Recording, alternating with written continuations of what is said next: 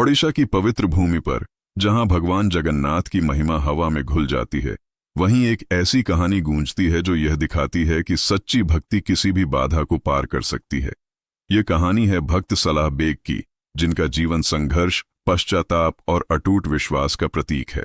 सलाह बेग का जन्म 17वीं शताब्दी में हुआ था। वह एक मुस्लिम सूबेदार के पुत्र थे, जबकि उनकी मां एक ब्राह्मण महिला थीं। यह ऐसा समय था जब धार्मिक भेदभाव गहरा था। सलाह बेग एक युद्ध में घायल हो गए थे और उनका ठीक होना मुश्किल लग रहा था। जब सारे वैद्य हार मान गए, तब उनकी मां ने उन्हें भगवान जगन्नाथ की आराधना करने की सलाह दी। सलाह बेग ने पूरी निष्ठा से जगन्नाथ जी को पुकारा और चमत्कारिक रूप से स्वस्थ हो गए। इस घटना ने उनके जीवन की दिशा बदल दी। हालांकि उनके मुस्लिम होने के कारण उन्हें जगन्नाथ मंदिर में प्रवेश करने की अनुमति नहीं थी। यह उनके लिए एक गहरी पीड़ा थी, क्योंकि उनका हृदय भगवान जगन्नाथ के लिए प्रेम से भरा था। वह हर साल रथ यात्रा के समय पुरी आते थे, लेकिन मंदिर के बाहर से ही प्रभु के दर्शन करते थे। एक बार की बात है, सलाह बेग कहीं दूर यात्रा पर थे और रथ यात्रा का समय नजदीक आ रहा था। उनका मन बेचैन हो उठा, क्योंकि वह भगवान के दर्शन के बिना रथ यात्रा की कल्पना भी नहीं कर सकते थे। रास्ते में भारी बारिश और बाढ़ आ गई, जिससे उनकी यात्रा और धीमी पड़ गई। वह रथ यात्रा के लिए समय पर पूरी नहीं पहुंच पा रहे थे। सलाह बेग का हृदय विलाप करने लगा।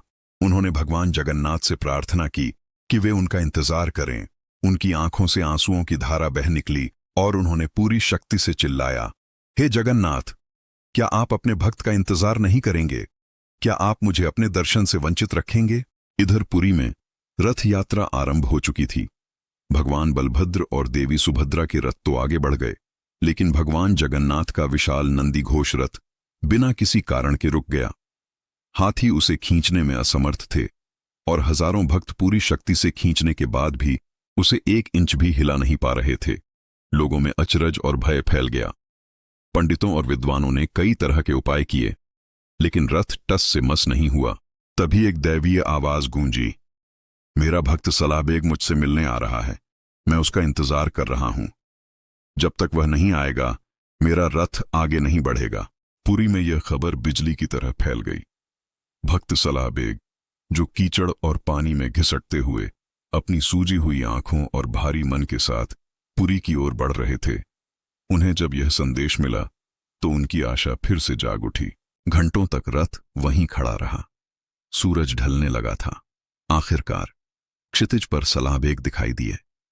वह कीचड़ में सने हुए, हाँफते हुए, लेकिन चेहरे पर असीम भक्ति का भाव लिए हुए दौड़ रहे थे। जैसे ही उन्होंने दूर से भगवान जगन्नाथ के रथ को देखा, वे जमीन पर गिर पड़े और रोते हुए रथ की ओर रेंगने लगे। जब सलाह बेग रथ के पास पहुंचे तो उन्होंने उसके सामने साष्टांग प्रणाम किया। उनकी आंखों से बहते आंसू और उनकी सच्ची भक्ति ने सभी को भावुक कर दिया। उस क्षण भगवान जगन्नाथ का रथ हिलने लगा और फिर आसानी से आगे बढ़ गया।